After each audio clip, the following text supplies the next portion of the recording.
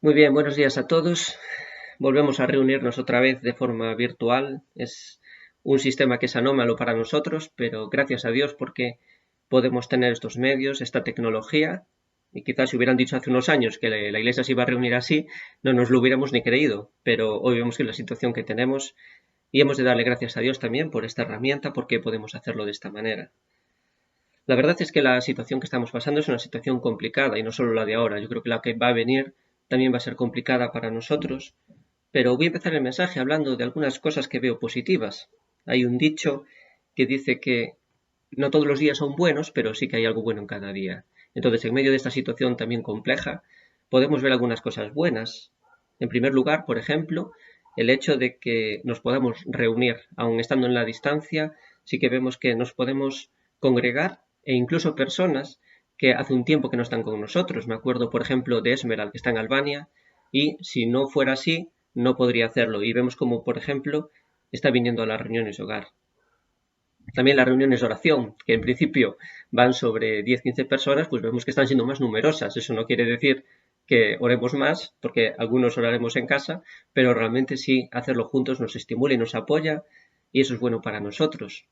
Y en último lugar, también comparto el hecho de que vemos más actividad en los grupos, vemos cómo estamos comportándonos como una iglesia cercana, una iglesia que se une, en medio de una sociedad que tradicionalmente pues, se estaba comportando de una forma un poco más individualista. Ahora, el mensaje de hoy es un mensaje en el que vamos a ver cómo nuestra vida cristiana en muchas ocasiones, precisamente por obedecer a Dios, va a tener especial dificultad. A veces nuestra vida no se caracteriza por ser una vida fácil, sino que asumir retos, asumir los desafíos que Dios nos ponga por delante, es algo que en muchas ocasiones nos va a generar angustia, nos va a sacar de ese círculo de confort y vamos a necesitar fortaleza. Y vamos a ver en el mensaje de hoy dos herramientas que Dios pone a nuestra disposición para fortalecernos en esos momentos que van a ser complicados, en esos momentos que van a ser de especial angustia, que vamos a sentir incluso abatimiento que no vamos a entender, y vamos a ver cómo Dios nos va a fortalecer. Y lo vamos a ver a través del capítulo 14 del Evangelio de Marcos, que es el que estamos siguiendo, versículos del 32 al 52. Así que si me acompañáis, los vamos leyendo juntos. Voy a utilizar la versión de Reina Valera, tan conocida por nosotros. Y dice así el versículo 32, dice, vinieron pues a un lugar que se llama Getsemaní, y dijo a sus discípulos, en este caso Jesús, dice, sentaos aquí, entre tanto que yo oro, que voy a orar. Y tomó consigo a Pedro, a Jacobo y a Juan, a estos tres, y comenzó a entristecerse y a angustiarse, y les dijo, mi alma está muy triste, hasta la muerte, quedaos aquí y velad. Yéndose un poco adelante, se postró en tierra, y oró que si fuese posible, que pasase de él aquella hora. Y decía, Abba, Padre, todas las cosas son posibles para ti. Aparta de mí esta copa, mas no lo que yo quiero, sino lo que tú. Vino luego y los halló durmiendo, y dijo a Pedro, Simón, ¿duermes? ¿No has podido velar ni siquiera una hora? Velad y orad, para que no entréis en tentación. El espíritu a la verdad está dispuesto, pero la carne es débil. Otra vez fue y oró, diciendo las mismas palabras. Al volver, otra vez los halló durmiendo, porque los ojos de ellos estaban cargados de sueño, y no sabían qué responderle. Vino la tercera vez y le dijo, dormid ya, y descansad, basta, la hora ha venido, he aquí, el Hijo del Hombre es entregado en manos de pecadores. Levantaos, vamos, he aquí, por ahí se acerca el que me entrega.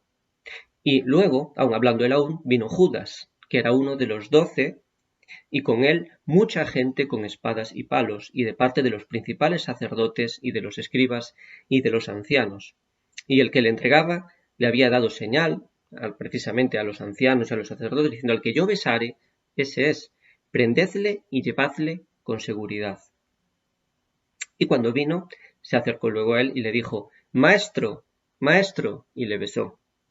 Entonces ellos le echaron mano y le prendieron. Pero uno de los que estaban allí, que sabemos que es Pedro, nos lo dice no este evangelio, pero sí el evangelio de Juan nos dice que es Pedro, sacando la espada, hirió al siervo del sumo sacerdote cortándole la oreja.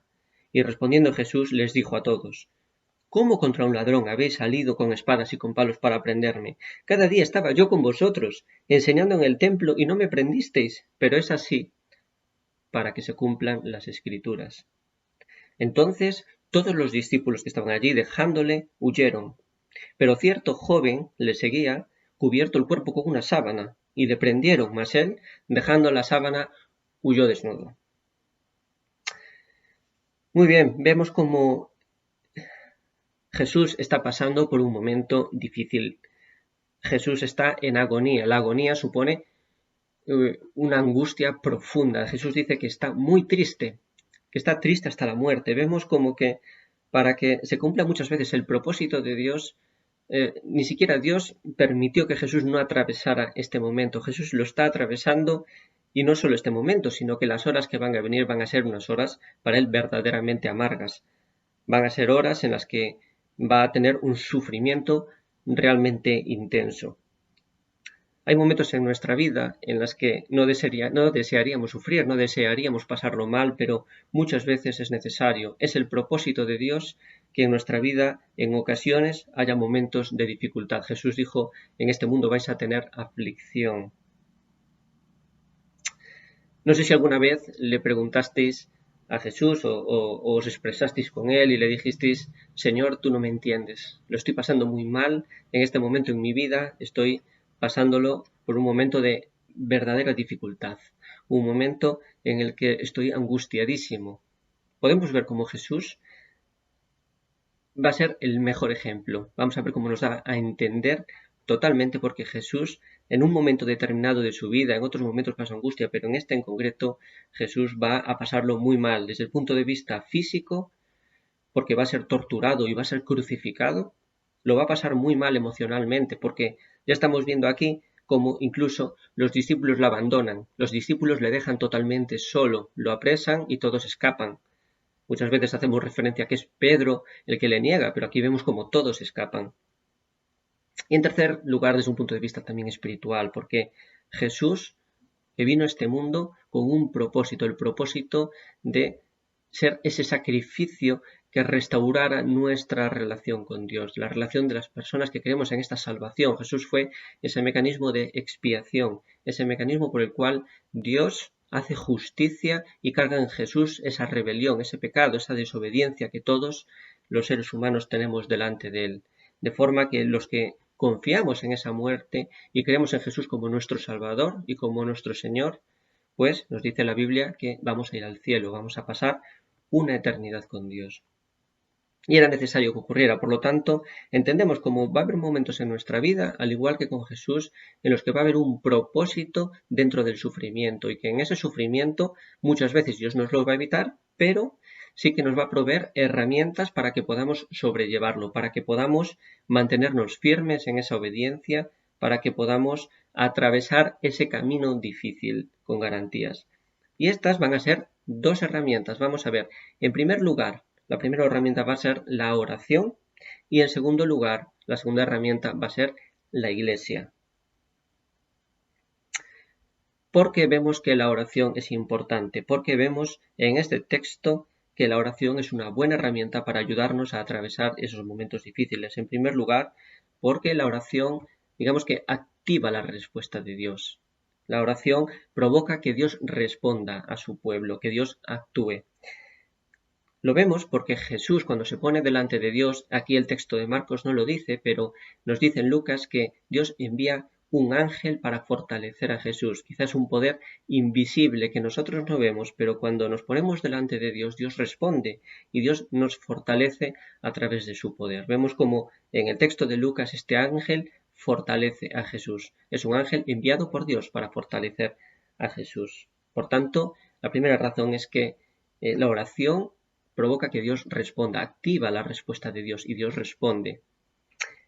En segundo lugar, vemos una segunda razón por la que la oración es importante, y es porque simplemente nosotros con nuestras fuerzas no es suficiente. No vamos a poder mantenernos firmes, no vamos a poder obedecer a Dios en esos momentos que son difíciles.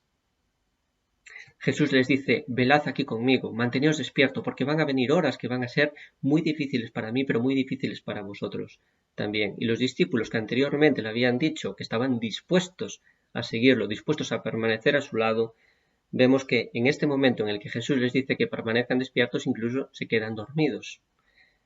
Y les dice Jesús, A la verdad, el espíritu está dispuesto, pero la carne es débil. ¿Qué está diciendo? Tenéis buena voluntad de querer estar conmigo, pero no va a ser suficiente porque hay una naturaleza en nosotros que va a tender en sentido totalmente opuesto. Nos va a empujar a no obedecer a Dios. Esta es la naturaleza que la Biblia nos dice que heredamos de Adán en la caída, que a partir de Adán y de su desobediencia todo ser humano nace con una tendencia natural a desobedecer a Dios. Y esto nos va a empujar a mirar hacia otro lado, nos va a empujar a desobedecer y en momentos difíciles a mirar a otro sitio y no querer obedecer a Dios.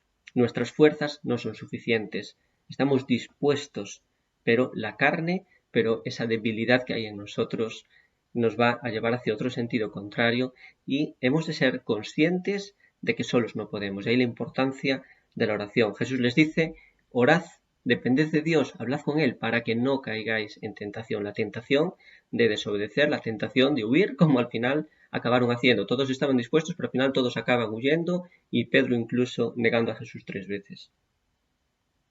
Ahora, ¿qué elementos debe de tener nuestra oración? ¿Qué elementos vemos aquí en la oración de Jesús que nos pueden inspirar a nosotros, que pueden servir de ejemplo?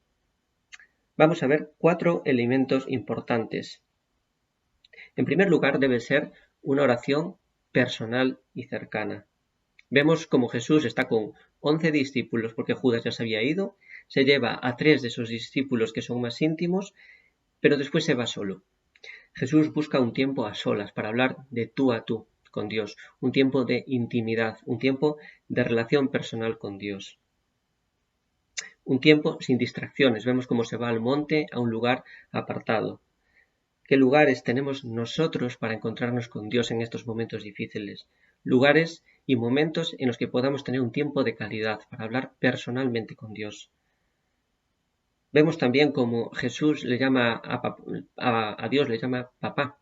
La palabra Abba, Padre, al principio eso es un término que refleja cercanía. Es quizá que hoy podríamos traducirlo como papá. Una oración cercana. Dios es un Dios cercano. Dios permite que hablemos directamente con Él, que nos expresemos con Él. No es un Dios distante. Tenemos un Dios cercano con el que podemos hablar de forma íntima y personal para encontrar fuerzas. Por lo tanto, la primera característica es que nuestra oración es una oración personal, de tú a tú, no a través de otras personas, sino personal y cercana. En segundo lugar, una oración sincera y transparente. Fijaos cómo le dice Jesús, aparta de mí esta copa, aparta de mí este trago amargo que voy a tener que pasar a partir de ahora. Y esto puede dar lugar a diferentes interpretaciones. Podríamos pensar que Jesús no quería morir por nosotros. Jesús no estaba dispuesto a atravesar todo ese momento angustioso que va a venir a partir de ahora. Sabemos que no es así. Sabemos que Jesús va a tener una firme convicción, ya la tuvo desde el principio. Jesús, siendo Dios, vino a este mundo con un firme propósito de acabar muriendo para poder salvarnos a nosotros, para poder salvar a los que confían en Él.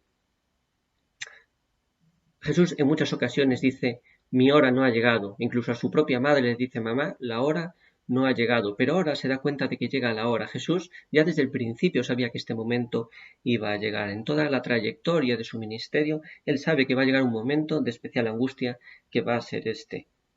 Lo que está haciendo Jesús no es decirle a Dios que no quiere pasar por esto. Lo que está haciendo es siendo sincero con Dios. Jesús le está diciendo a Dios, Dios, papá, si hay otra manera de hacer esto va a ser muy complicado para mí y no quiero pasar por esto. Me está diciendo, si hay otra manera, por favor, que se haga de otra manera, pero aquí estoy yo. ¿Cuántas veces en nuestra vida también, cuando tenemos que atravesar algún momento complicado, nos ponemos delante de Dios, oramos a Él y le decimos, yo no quiero hacer esto va a ser desagradable, pero si no hay otra cosa, pues yo lo hago, ¿no? Pero si esa sinceridad delante de Dios, que no vayamos a Dios con una careta por delante, sino expresándole cómo está nuestro corazón, qué es lo que estamos sintiendo, cuál es la angustia que nos está ocurriendo en ese momento y que estamos sintiendo. En tercer lugar, nuestra oración debe de caracterizarse para que podamos sentirnos fortalecidos en una actitud de firme obediencia. De nada vale que tengamos una relación muy cercana con Dios, De nada vale que vayamos a Dios de forma transparente si realmente nos ponemos delante de Él no reconociendo que es Señor y no queriendo obedecerle. Si no es así, de nada vale, Dios no nos va a fortalecer. Es necesario que haya una actitud de obediencia. ¿Cómo lo vemos aquí en Jesús? Jesús le dice al Padre, yo no quiero pasar por esto, pero que sea lo que tú quieres y no lo que quiero yo. Más, no lo que yo quiero, como dice en el versículo 36, sino lo que quieres tú. Una actitud de firme obediencia, de estar dispuesto a obedecer.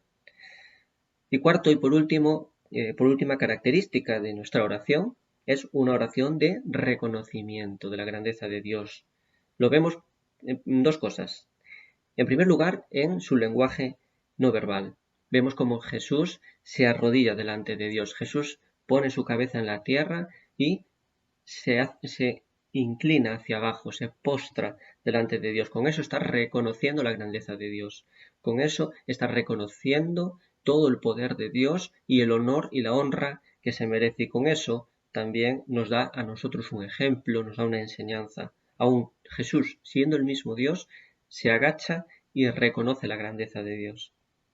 En segundo lugar, lo dice porque le dice todas las cosas son posibles para ti, ya no solo con su lenguaje no verbal, sino que una de las primeras cosas que Jesús expresa a Dios es un reconocimiento de su poder, es que Dios es todopoderoso en la creación y en todas las circunstancias. Dice, para ti todo es posible, tú vas a permitir que esto suceda, pero yo sé que para ti todo es posible. Hay una actitud de reconocimiento de Jesús hacia Dios y eso es algo que debe estar presente también en nuestra oración cuando estamos pasando por momentos difíciles, ese reconocimiento de quién es Dios en nuestra vida. Por tanto, esta es la primera herramienta que Dios pone a nuestra disposición, la oración, esta relación personal con Él. En segundo lugar, la segunda herramienta es la propia Iglesia. Dios no nos hizo seres solitarios. Dios, como norma general, no espera que nosotros nos enfrentemos a las situaciones difíciles de nuestra vida de forma sola y, sobre todo, pone ahí a la Iglesia. Lo vemos desde el principio, ya cuando creó a Adán, en Génesis 2:18, vemos que dice, no es bueno que el hombre esté solo, haré una ayuda idónea. Y aunque en este momento se refería al hombre con respecto a la mujer, vemos que esto es en los dos sentidos. Tanto el hombre es una ayuda idónea para la mujer y la mujer es una ayuda idónea para el hombre. Muchas veces relacionamos este texto con el matrimonio y el matrimonio precisamente es una institución creada por Dios para poder apoyarnos unos en otros, para que el marido se apoye en la mujer, para que la mujer se apoye en el marido cuando hay que afrontar algún reto importante. Pero no solo el matrimonio, también podemos apoyarnos en otras personas y eso es lo que vemos aquí en Jesús. Podemos apoyarnos en buenos amigos, en buenas amigas. ¿Qué hace Jesús? Jesús va con 11 discípulos, no va solo, pero de esos 11 coge a 3 y estos 3 van a ser Pedro, Jacobo y Juan. 3 personas íntimas del círculo íntimo de Jesús. Fueron casualmente los 3 que primero siguieron a Jesús y a los que Jesús eligió y llamó. Y se va con ellos. ¿Y qué hace Jesús? Jesús se abre con ellos. Jesús se expresa, abre su corazón con ellos y les dice que está muy triste. Y le piden, acompañadme en este momento que es delicado para mí. Tenemos buenos amigos que nos pueden ayudar. Podemos ser buenos amigos nosotros que podemos ayudar a otros en sus luchas, a apoyarlos, a fortalecerlos, a animarlos en los momentos difíciles. Hay otras figuras también en la Iglesia, como pueden ser personas maduras que nos pueden orientar. Hay pastores, hay familia también. Tenemos padres, tenemos madres, unos hijos, hermanos, pero en definitiva la situación es no estar solos, la situación es que Dios provee para nosotros esta herramienta, que es la Iglesia que muchas veces nos va a ayudar y nos va a reconfortar. Vemos como la sociedad en este momento que es especialmente difícil actúa de forma conjunta y se apoya. Vemos esta especie de símbolo que es el salir todos los días a las 8 a las ventanas para fortalecer, para apoyar a ese personal que ahora mismo está en la punta de la lanza, está quizá más expuesta y que necesita ese ánimo. Si la sociedad lo hace, cuanto más nosotros como Iglesia debemos de comportarnos así, apoyándonos unos a otros en estos momentos difíciles. Y concluimos con esto. Vamos a ver algunas reflexiones, algunas preguntas que nos ayuden a entender cómo podemos llevar a la práctica estas dos herramientas para pasar por estas situaciones difíciles. Por ejemplo, ¿cómo enfrentamos esas situaciones en las que vemos que nuestra labor puede ser edificante para la Iglesia o Dios puede encontrar un propósito en ellas, pero que van a suponer un reto, un desafío? Contestamos que no, porque pensamos que en nuestras fuerzas no podemos, porque nos sacan de nuestro espacio de comodidad, esa especie de zona que le llaman de confort, o estamos seguros realmente de que vamos a poder hacerle frente, porque no lo vamos a hacer en nuestras fuerzas, sino que vamos a depender de Dios. ¿Aceptamos los desafíos que edifican a la Iglesia, que Dios va a usar en nuestra vida? ¿O por el contrario, nos quedamos parados y simplemente decimos que no? ¿En qué nos apoyamos cuando pasamos por situaciones de angustia? ¿Nos apoyamos realmente en Dios? ¿Tenemos una conversación íntima con Él en oración? ¿O por el contrario nos apoyamos en otros sustitutos que le podemos llamar? Cosas sustitutas que nos relajen, cosas sustitutas que no provengan de Dios. Fomentamos relaciones sanas en la Iglesia. Fomentamos relaciones en las que veamos que nos estamos animando unos a otros, generamos confianza para que otras personas se puedan apoyar en nosotros, o bien no estamos estando ahí presentes para situaciones en las que hay personas que lo están pasando mal. Tenemos los ojos abiertos a personas solas en este momento, por ejemplo, personas que a lo mejor estando confinadas en casa durante tanto tiempo, pues necesitan de una llamada, necesitan de alguna ayuda que de alguna manera pues nos obliga a nosotros a actuar, a ser activos, aunque en cierta manera también a lo mejor nos supone un determinado esfuerzo. Matrimonios, ¿cómo os estáis apoyando en estos desafíos que a veces vemos del uno con respecto al otro? A lo mejor pues el hombre de la casa tiene que tener alguna iniciativa o tiene que afrontar algo, estáis orando juntos. A lo mejor la mujer de la casa es la que tiene que llevar a cabo esta iniciativa, esta labor para el Señor. Estáis orando juntos, estáis poniendo esta ansiedad delante de Dios, estáis poniendo esta ansiedad el uno con el otro, o bien estáis pensando más a lo mejor en vosotros mismos y estáis cayendo en esa tentación de no servir correctamente al Señor. Bueno, estas son algunas preguntas, algunas reflexiones prácticas que podemos ver, pero es cierto, como por nuestras fuerzas no es posible. Necesitamos de la ayuda de Dios para fortalecernos, necesitamos que Él actúe en nuestra vida y eso solo se consigue a través de una vida de oración, a través de una relación personal con Él, y qué mejor aprenderlo de alguien como Jesús. Y en segundo lugar, necesitamos unos de otros también. Necesitamos estimularnos, fortalecernos, apoyarnos, animarnos a seguir esta carrera que tenemos como cristianos, especialmente cuando las situaciones son especialmente difíciles. Así que esta es la lectura de hoy, esta es la reflexión de hoy y espero que podamos seguir desarrollando y saliendo de esta zona de confort y ayudándonos unos a otros en este camino que tenemos por delante.